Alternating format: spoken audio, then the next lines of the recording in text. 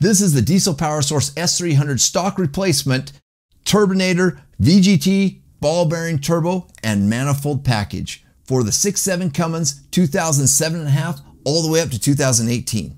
This turbo does not require any tuning. It doesn't require any programming.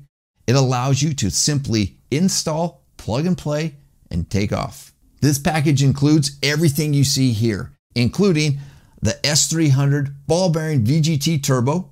It also includes a stock replacement performance high flow 2-piece manifold that bolts directly up to the engine block and directly up to this turbo.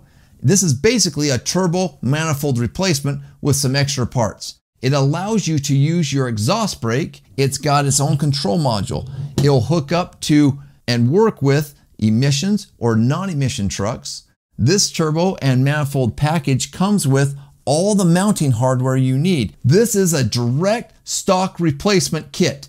Everything here will give you better performance, better fuel mileage, lower EGTs, and more durability than the stock components, the stock turbo, the stock manifold that you have in your truck now.